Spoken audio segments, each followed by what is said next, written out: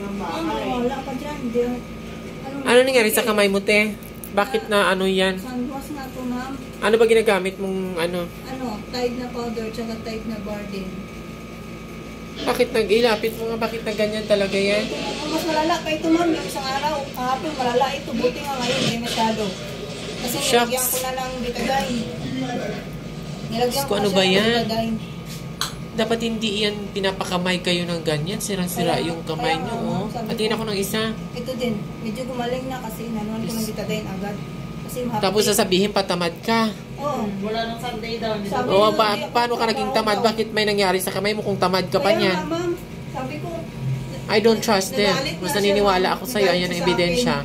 Nagalit siya sa akin. Sabi niya, wala ka namang ginagawa. Sabi ko, wala, magtingnan mo yung kamay ko. Nakita mo na, sa'yo nga ako nanghingi ng gamot ng betadine. Oh. Betadine lang binigay. Wala bang washing machine? Mayroon man, ma'am, pero hindi man yung pinagamit. Bakit? Wash lang daw yung niya, yung paglalaba. Kasi masina niya daw siya. Ah? Polo lang ang paglalaba. Sino pangalan ng amo mo? Ano pangalan? Hindi ko alam. Yung lalaki lang alam ko. Sobra naman ang ganyan. Dapat maano na. Tinan nyo, oh, mga langga, sira na yung kamay ng tao. Kasi pinahand wash, may washing machine, bawal daw gamitin ang washing machine. Sabi ng amo mo, bawal gamitin ang washing machine? Hindi, pinagamit, ma'am. Hand wash daw kasi talaga yung niya, yung... Gano'ng karami yung nilalaban mo? Madami, ma'am. Ilan sila? Tatlo sila, pero panay bilis. Kasi sila, naipon daw yun, yung nila, yung labahan. Oh, tapos sasabihin, nakatunganga ka lang, nakahiga ka lang. Kaya nga, hindi na nga ako nakibo, sabi, wala daw ginagawa. Hindi ako naniniwala pagka ganyan. Tapos may mga aso pa ko doon, may parot pa. Ilan ang aso? Tatlo. Tapos may parot pa ko doon.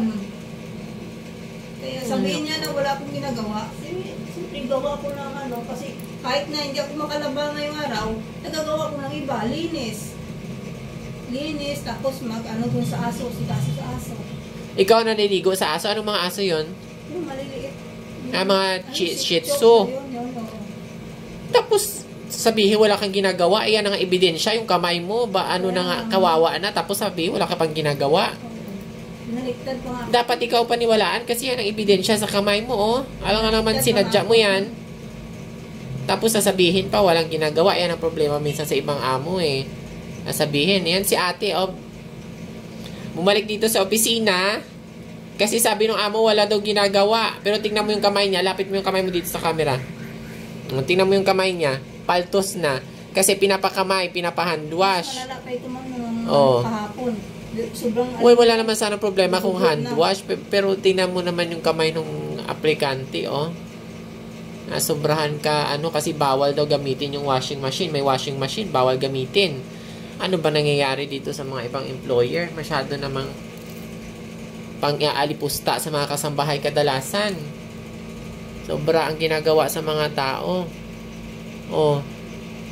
Siya, sige. Anong plano mo, ate? Pahinga mo na ako para ako magdating. Oh, isang ka uwi niyan? Doon ulit sa kaibigan ko. Oh, sige. Pagalingin ko lang ito, gusto babalik ako. Oh, siya, sige. Okay, sige. Ingat. Si ate, ang amo niya, inano siya dito, binalik, kaya wala daw siyang ginagawa. Ay, hindi ko alam, walang ginagawa. Tingnan mo naman yung kamay ng tao, wala pa bang ginagawa yan?